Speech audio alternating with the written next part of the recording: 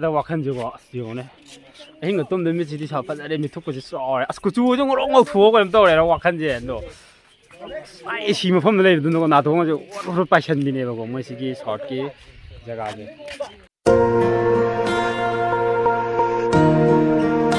pra ing mi ne si jaga je cha ba le tam ja ne tum sei chu ko ing ye de si jaga je November December January sai si mo picnic to mi am lak ma le ko ki koi ba lam koi ba mi am lai hai ba là xin được thà rất lấy chứ, đó qua lấy phải xin hậu cái đó qua lấy bỏ, lấy rồi em đi khám lên làm một cái hậu điều đấy, sai gì mắm mẹ, càng có gì event chấp bắt đầu ngoan là phải ta đấy có, ngoan phải dùng đi qua mà sẽ tôm mẹ, cái cái mà nung đó, bây giờ gì một ngà là đó nè, yên cái đó thì hẳn là này hay bị vặt khăn đó này phải gì lấy gì, cứ chú cũng mình xem đây thì khá là mắm gì nè cô, đúng không này bra, đây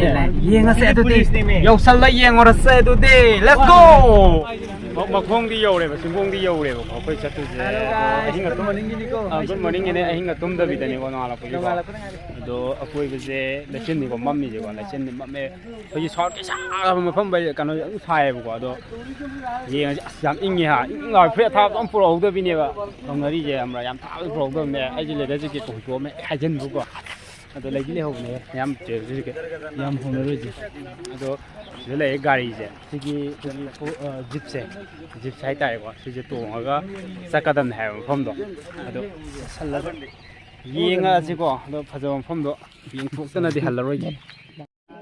koi je gari ma ngang mai ne gari da lupa changwa piu hai aduh goi kan to moi guide to ne hai ko aduh thì sẽ sao này đó là bên này mà phong gì cái phật giáo mà phong đó yang mà cái đó hal lagi hai cái hoặc khăn này anh lấy gì đó ngoài ai xí mà phong lấy được nó nào thôi mà rồi phải chân đi này mà mới xí cái short cái jaga này này à đây cái xí cái upam cái phật giáo ai có con thôi giờ ai lại tăng tara cái chú tàu rồi cái đó có nó tăng đó cái gì mình ngắm này anh chụp một tấm này có phải chụp program rồi đó, thật ra một phong gì đi, yang ngắm cái khăn lẽ, hơi mà là bạn, không có lại đấy, sẽ là cái này gãy tuồng vào đấy, không làm gì, mấy thằng rồi, dùng đồ đó nào, dùng đồ cái, thôi gì, anh à, thằng sang ngô, dọc theo rồi á, khơi làm gì, cái anh cho nó tới đi mèo, hello,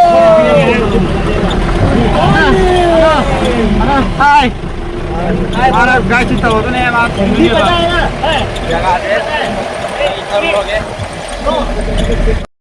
cái này săn nó cả cái này, săn nó cả cái này.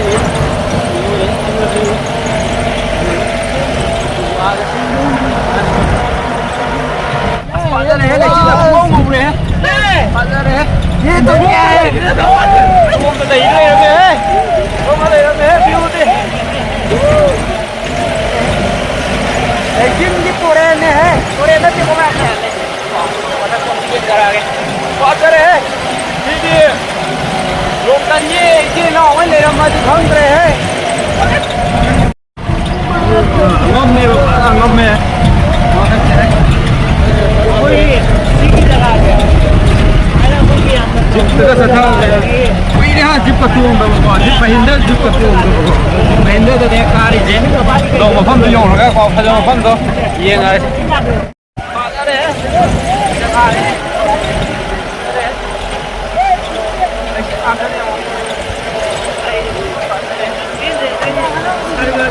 Hai. Hai. Ôi giời tiền một cái hoa này có. Ai chắc là.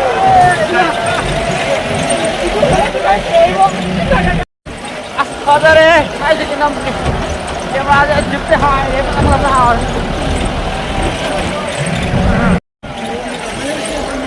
đây mi yang ngọc thân là cái mà là này chứ mà đúng cái cô quê ai đây cả tàu đi sẽ cari món á hai cái tàu kia aku gosok nih itu dia kok ꯌꯦꯡꯉꯁꯦ ꯌꯧꯁꯜꯂꯨꯔꯁꯦ ꯑꯗꯨꯒ ꯌꯧꯔꯒ ꯀꯃꯥꯏ ꯇꯧꯒꯦꯗꯣ ꯌꯦꯡꯉꯨꯔꯁꯦ ꯑꯁ ꯁꯤꯁꯤꯗꯤ ꯄꯨꯔꯥ ꯂꯣꯛꯆꯠꯅꯤꯍꯦ ꯍꯧꯔꯦꯕꯣ ꯑꯁ ꯌꯦꯡꯁꯜꯂꯁꯦ ꯂꯝꯕꯤꯗꯤ ꯅꯨꯡꯉꯥꯏꯔꯦꯍꯦ ꯀꯗꯥ ꯂꯥꯎꯋꯦꯍꯦ ꯃꯣꯏꯁꯦ ꯆꯤꯡ ꯃꯊꯣꯟꯁꯤꯗ ꯈꯨꯟꯁꯨ ꯇꯥꯏꯀꯣ ꯃꯣꯏꯁꯦ ꯈꯨꯟꯁꯨ ꯇꯥꯏꯌꯦ ꯍꯨꯏꯒꯁꯨ ꯂꯩꯍꯧꯋꯦ ꯍꯥꯏ ꯀꯨꯇꯥ ꯍꯨꯏꯒꯁꯦ ꯂꯩꯌꯦꯕꯀꯣ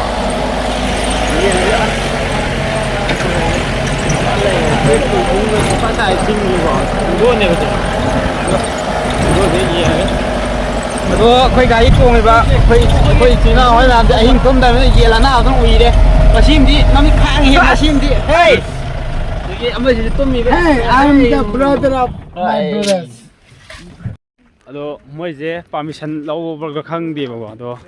ꯁꯣ ꯂꯣꯜꯂꯦ ꯒꯦꯠ ꯄꯥꯜꯂꯦ ꯁꯤ ꯊꯧꯒꯠꯀꯗꯣꯏꯁꯦꯀꯣ ꯑꯦꯁ ꯑꯩꯈꯣꯏ ꯀꯥꯡꯕꯨꯁꯦꯀꯣ ꯑꯗꯣ ꯑꯍꯤꯡ ꯁꯨꯡꯇꯨꯝ ꯇꯨꯝꯗꯅ ꯌꯧꯔꯛꯄ ꯃꯐꯝꯅꯤ ꯁꯤ ꯖꯒꯥꯁꯦ अना इसका जगह का नाम Name. मुझे कहना है अरे के पेड़ थी जगह एरिया पेड़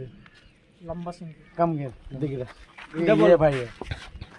टेल मी नेम चुपनिया लंबा सिंह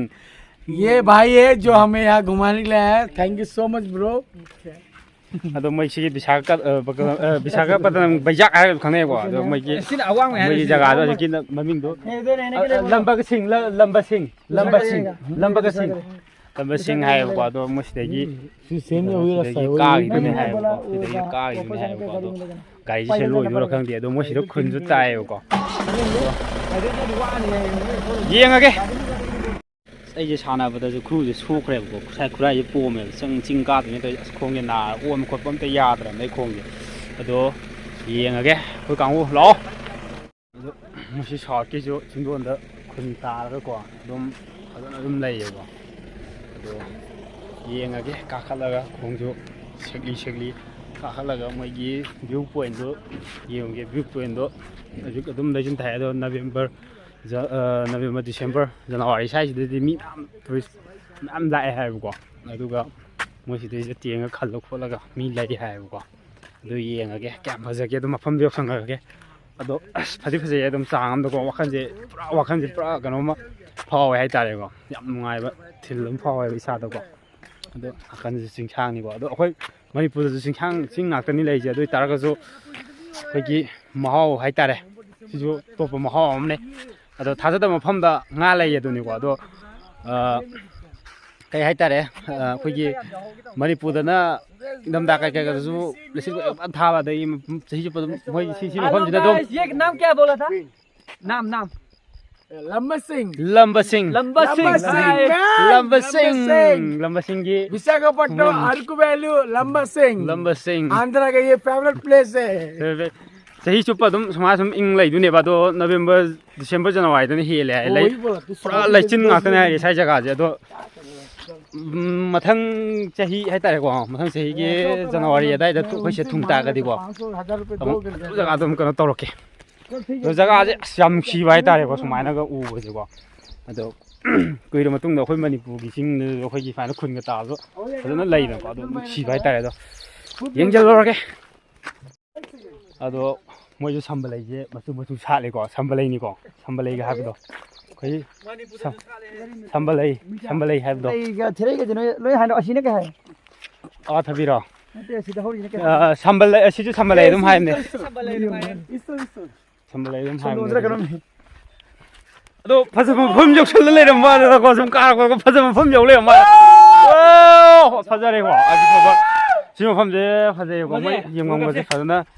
ꯐꯣꯇꯣ ꯂꯥꯏꯔꯤ ꯐꯣꯇꯣꯗꯤ ꯉꯥꯛ ꯂꯩ ꯀꯥꯞ ꯌꯥꯏ ꯚꯤꯗꯤꯑꯣꯁꯤꯅ ꯑꯩꯒꯤꯗꯤ ꯑꯗꯣ ꯃꯐꯝꯁꯦ ꯌꯧꯕꯗ ꯀꯩ ꯐꯥꯎꯋꯦ ꯊꯃꯣꯏꯁꯦ ꯑꯍꯤꯡꯒ ꯇꯨꯝꯗ꯭ꯔꯁꯨ ꯑꯍꯤꯡ ꯁꯨꯡꯇꯨꯝ ꯇꯨꯝꯗꯕꯤ ꯌꯧꯔꯛꯏꯕꯅꯤꯀꯣ ꯑꯩꯈꯣꯏꯁꯦ ꯁꯥꯟꯅꯕ ꯂꯣꯏꯔꯒ ꯑꯍꯤꯡ ꯁꯨꯡ ꯇꯨꯝꯗꯕꯤ ꯄ꯭ꯔꯣꯒ꯭ꯔꯥꯝ ꯂꯣꯏꯔꯒꯅꯦꯀꯣ ꯂꯥꯛꯏꯁꯦꯀꯣ ꯑꯗꯣ ꯍꯣꯔꯦꯟ ꯁꯤ ꯍꯟꯈ꯭ꯔꯀꯥꯟꯗꯁꯨ ꯑꯃꯨꯛꯁꯨ ꯀꯩꯅꯣ ꯇꯧꯗꯦ ꯀꯤꯂꯣꯃꯤꯇꯔ 3 ꯑꯃꯨꯛ ꯈꯣꯡ ꯀꯨꯝꯗꯣꯔꯤꯃꯦꯕ ꯁꯤ ꯌꯦꯡ ꯂꯣꯏꯔꯒ ꯑꯗꯣ ꯃꯣꯏꯁꯤꯁꯦ ꯑꯩꯈꯣꯏꯒꯤ ꯌꯦꯡꯐꯝꯒꯁꯦ ꯐꯖꯅ ꯁꯥꯔ ꯊꯝꯃꯦꯕꯀꯣ ꯑꯗꯣ ꯅꯩꯊꯔ ꯑꯁ ꯑꯗꯣ ꯃꯣꯏ ꯇꯨꯔꯤꯁꯠꯒ ꯂꯥꯛꯑꯒ ꯑꯍꯤꯡꯒ ꯂꯦꯛꯐꯝ ꯍꯥꯏꯇꯥꯔꯦꯀꯣ फजब उद्रीदा केम तब हाइतारेको मोइसेको खल्ल लै मोती यंगको यंगसे सु लागा खोगी यंगने खोगी सिदैसिदा अहिंग लेक्तुनेबको अहिंग लेगा यंगमै ꯃꯇꯝꯒꯤ ꯀꯩꯅꯣꯅꯦꯕꯀꯣ ꯑꯗꯣ ꯌꯦꯡꯉꯨꯅꯦ ꯁꯝꯃꯦꯉꯣ ꯐꯖꯩꯌꯦ ꯃꯤꯁꯥꯛꯀꯤ ꯃꯤꯗꯤ ꯌꯥꯝ ꯅꯥꯟꯅ ꯇꯧꯋꯦꯕꯀꯣ ꯑꯗꯣ ꯑꯩꯈꯣꯏꯁꯨ ꯃꯅꯤꯄꯨꯔꯗ ꯐꯖꯕ ꯂꯩꯅꯦꯕꯀꯣ ꯃꯣꯏꯗꯤ ꯍꯦꯟꯅ ꯐꯖꯕ ꯖꯒꯥ ꯂꯩꯅꯦꯕ ꯑꯗꯣ ꯑꯩꯈꯣꯏꯁꯨ ꯐꯖꯅ ꯅꯤꯡꯊꯤꯅ ꯊꯝ ꯇꯥꯔꯒꯗꯤ ꯌꯦꯡꯉꯣ ꯌꯥꯝ ꯅꯥꯟꯅꯦꯕ ꯃꯤꯗꯤ ꯌꯦꯡꯉꯨꯅꯦ ꯆꯈꯥꯏ ꯈꯣꯠꯄ ꯍꯥꯏꯕꯗꯤ ꯊꯤꯉꯥꯏ ꯂꯩꯇꯦꯕ ꯌꯦꯡꯉꯨꯅꯦ ꯐꯖꯩꯌꯦ ꯌꯦꯡꯉꯨꯅꯦ ꯑꯗꯣ ꯕꯥꯠꯔꯨꯝ ꯇꯣꯏꯂꯦꯠꯀꯁꯦꯀꯣ ꯑꯗꯣ ꯌꯦꯡꯉꯨꯅꯦ ꯕꯥꯠꯔꯨꯝ ꯇꯣꯏꯂꯦꯠꯀꯁꯦ ꯌꯦꯡꯉꯨꯅꯦ ꯐꯖ ꯁꯥꯔ ꯊꯝꯃꯦ ꯕꯥꯠꯔꯨꯝ ꯇꯣꯏꯂꯦꯠꯀꯁꯦ ꯌꯦꯡꯉꯨ ꯕꯥꯠꯔꯨꯝ ꯇꯣꯏꯂꯦꯠꯀꯁꯦ ꯌꯦꯡꯉꯨꯅꯦ ꯐꯖꯗ꯭ꯔꯣ ꯐꯖꯩ ꯃꯤꯒꯤꯗꯤ ꯑꯗꯣ ꯕꯦꯛ ꯀꯦꯃꯦꯔꯥꯗ ꯑꯃꯨꯛ ꯇꯧꯊꯔꯛꯑꯒꯦ ꯐꯖꯔꯦꯍꯦ ꯖꯒꯥꯁꯦꯀꯣ ꯂꯩꯆꯤꯟ ꯉꯥꯛꯇꯅꯤ ꯌꯦꯡꯉꯨꯅꯦ ꯁꯤꯗꯩꯁꯤꯗ ꯀꯥꯈꯠꯂꯒ ꯌꯦꯡꯐꯝꯅꯦꯕ ꯁꯦꯝꯃꯤꯁꯦ ꯀꯥꯈꯠꯂꯒ ꯌꯦꯡꯐꯝꯅꯦꯕ ꯊꯝꯃ ꯒꯦꯠꯀ ꯄꯥꯜꯂꯒ ꯑꯁ ꯑꯥꯗꯗꯤ ꯐꯖꯗ꯭ꯔꯣ ꯂꯩꯆꯤꯟꯒꯁꯦꯀꯣ ꯅꯨꯡꯁꯥꯒ ꯊꯣꯛꯂꯛꯄꯒꯤꯀꯣ ꯑꯗꯣ ꯌꯦꯡꯉꯣ ꯃꯣꯏ ꯁꯤ ꯂꯩꯐꯝꯅꯤ ꯌꯦꯡꯉꯣ ꯈꯜꯂꯒ ꯑꯗꯣ ꯕꯥꯠꯔꯨꯝ ꯂꯩꯇꯤꯡꯒ ꯐꯖ ꯁꯥꯔ ꯊꯝꯃꯦ ꯅꯨꯡꯉꯥꯏ ꯃꯤꯒꯤꯗꯤ ꯌꯦꯡꯉꯣ ꯆꯥꯎꯈꯠꯄꯁꯦ ꯌꯦꯡꯉꯨꯅꯦ ꯑꯗꯣ ꯅꯦꯠꯋꯥꯛ ꯀꯩꯀꯥ ꯃꯩ ꯀꯩꯀ ꯂꯣꯏ ꯐꯪꯉꯤ ꯃꯣꯏ ꯁꯤ ꯖꯒꯥꯁꯦ ꯑꯗꯨꯝ ꯅꯥꯜꯂꯦ ꯀꯝꯗꯧꯋꯦ ꯌꯥꯝ ꯊꯤꯅ ꯅꯥꯜꯂꯦ ꯑꯍꯤꯡ ꯇꯨꯝꯗꯁꯨ ꯋꯥꯈꯜ ꯇꯦꯛꯈꯠꯂꯦ ꯇꯨꯝꯗ꯭ꯔꯁꯨ ꯍꯧꯖꯤꯛ ꯋꯥꯈꯜ ꯇꯦꯛꯈꯠꯂꯦ ꯂꯣꯏ ꯁꯤꯡꯉꯦ ꯃꯤꯠ ꯅꯥ ꯁꯤꯡꯉꯦ ꯑꯍꯤꯡ ꯇꯨꯝꯗꯅ ꯂꯥꯛꯇꯥꯔꯒꯁꯨ ꯑꯗꯣ ꯃꯥꯏꯒꯤ ꯄꯨꯊꯣꯛꯑ ꯅꯝꯃꯦ ꯐꯖꯔꯦꯀꯣ ꯖꯒꯥꯁꯦ ꯌꯦꯡꯉꯨꯅꯦ ꯐꯖꯔꯦ ꯐꯖꯔꯦ ꯑꯗꯣ ꯑꯍꯤꯡ ꯇꯨꯝꯗꯁꯨ ꯌꯥꯔꯦ ꯑꯩꯈꯣꯏ ꯏꯃꯥꯗ ꯎꯠꯂꯤꯅꯦ ꯑꯗꯣ ꯍꯣꯔꯦꯟ ꯍꯟꯈ꯭ꯔꯒꯁꯨ ꯍꯣꯔꯦꯟ ꯑꯃꯨꯛ ꯄ꯭ꯔꯣꯒ꯭ꯔꯥꯝ ꯂꯩꯅꯦ ꯑꯗꯣ ꯅꯨꯄꯥ ꯁꯣꯝꯗ ꯑꯝꯇ ꯌꯦꯡꯉꯣ ꯀꯩ ꯐꯥꯎꯒꯦ ꯁꯤꯁꯦ ꯁꯨꯃꯥꯏꯅ ꯁꯨꯝ ꯌꯦꯡꯉꯒ ꯑꯩꯈꯣꯏ ꯃꯅꯤꯄꯨꯔꯗ ꯐꯖꯕ ꯃꯐꯝꯗꯨ ꯅꯤꯡꯁꯤꯡꯉꯛꯄ꯭ꯔꯕ ꯀꯕꯣꯕꯦꯔꯤ ꯅꯤꯡꯁꯤꯡꯉꯦ ꯀꯕꯣꯕꯦꯔꯤ ꯅꯤꯡꯁꯤꯡꯉꯦꯀꯣ ꯑꯗꯨꯗꯤ ꯀꯕꯣꯕꯦꯔꯤ ꯃꯤꯁ ꯇꯧꯋꯦ ꯍꯥꯏꯔꯤꯌꯦ ꯁꯤ ꯖꯒꯥꯁꯦꯀꯣ ꯑꯗꯣ ꯌꯦꯡꯉꯣ ꯂꯩꯆꯤꯟꯒꯁꯦ ꯌꯦꯡꯉꯣ ꯋꯥ ꯃꯊꯛꯀꯤ ꯁꯤꯅ ꯅꯣꯡꯊꯛꯀꯤꯅꯤꯀꯣ ꯅꯣꯡꯊꯛꯀꯤꯅꯤ ꯁꯤꯅ ꯅꯣꯡꯊꯛꯀꯤ sini main nong thaki sini makagi ko makagi fazare fazare wa da wakhan ju ko asiu ne hinga tum de mi ji di sa fazare mi thuk ko ji so as ku chu jong rong ngau thu ko to re wakhan je no fazare nga si ko kui ma tung na smaina sing ka ra smaina tu fazaba jaga da ka khala ka yeng bo de le sin ni on ji de jong ne ing mi ne ba dum sahi chu pa dum ing hai si jaga ji 사대 해리 시작하지. 또 심어 범지도 거기 프로그램을 플라고네요. 프로그램을 보도 잉젤루지에나 예무성절 이네 형. 나랑 락번에 나랑당 다리 다다이다 퉁해요. 그 시대 이제 라페고 거기 레이저가 되게 또 당와 용기 퍼서디 오브레 이렇게 놓아 놓기는 얘기제도 눈이나 땅땅 돌아보면 타이밍 오래. 또 이렇게 말도 또 터라게. 또 눈밑기 눈이 톡보 타이밍 할 때고 눈이 톡을 그냥 납나나 떠오르게 레이저고 파자드로 파자의 자가지고 파자의 안되기 시나 이 레이싱이 맛 파자래 오네 오네 그 와우 파자드로 파자의 자가지고 레이싱 거지 오네 파자래 너 nhưng mai bra một cái ngoài này mày con ngoài đấy một cái ngoài đấy hay gì đó short cái bay giặc hay bảo cái bị sao bắt nằm hay tại có phát rồi không đấy phát rồi mà si à cái chính buôn mà sao chứ phát rồi nhiều này là cái gì đó hi mình thổi cái 눈밑 내고 거기서 되지고 눈밑까지요. 파제 자가지고 눈밑 내고 서 돌아이자 눈밑에 돌아가 시들라이래. 뭐 좀 잉락구나 사이 마카레 호보다. 자가제 좀 파제 눈밑에 툭슬라이네고. 이 눈밑 그 돌아보기 하이따래고 눈밑에 시대 눈밑에 에이 밝게 마다리 우드래. 뺏게 우드래. 가제 파자레 잉 로셜레 하이따레 kumba timing yausale kumdara ka dorobani lu masitadi yenga maga satlage na taw asfadare ko fazai ko jaga je ko fazabale fazabana loire he hai duni ongdo mayam ai blog sin mai tar ga dei channel je support to bole pi gono adum moan mai ba mayam ge dum khaga dum kono toksalake moan mai ba dum nam darake ai tare numit thole numit chale tu se youtuber oi ye cả làm tàu à xe mày nữa ơi Sana. Hàng đi. Ngasi view se view amani. View này có. Yam chin ngai khre. Chin ngai này có. Sida. Mai bút thua nằm đó mình nhớ tới chưa có mấy ni chứ sai một con là cà rắc với anh đi này có. Phát ra đây có chinh gì có chinh rồi gì. Được. Tầm nó lấy được phát đó. Wow, đó quá. Xin nó mình thâu lấy nhiều quá. Bạn nó mình thâu lấy view này có gì. Nó mình thâu lấy view này có. Phát ra đây जगह gì có chinh gì có. Thì nó sai mấy bút thao bằng này có. जगह gì không. November, December. Xin मक्खा. Full. देख भाई अभी यहाँ तक फजरे. नवंबर दिसंबर में होगा. अदुना video से लोशलगे येंगोरे मोय खुंगंग नो लोरे को जेन जे येन सा हुई जे मोय खुन ताव नि को टुटु बसा सिग टुटु मरम को मोय सि हुई आई चेंगरे ngौसनरा अदो येंगुरे यावरुरे हले कुमे को लाइसेंस जे थाइ मखा दगी अमु आइ मथक तम हुन कलाइने माइ जे को अदो अजे जगह जे को अदो कुम यावरुरे कुमधर ने खै जे को जिप ngata नु मनु सिया कुया जिप का तोंग दो को ni dum yeng bala ai gari taxi ka taw taw ga mo si ko mi la ne ni je ona thai ne ji jip tu ne ba jip tu na kari ne ba ma thak ba de jo jip mai de jip ne ba mai de jip taw kari ne ba ngam ne ba hai ta ma thak ngam ba ta la dun da jip na ta di ka ngam da ja ne mo je si jip tu taw lai ne do a khoi ji program ke gari ne se lai de mi dum yeng bala ai ba mi dum ka na we horen pung nipan tara adai bo pung ma pan tara adai bo lai dun hai moi si lesson je ba this the kanu le hore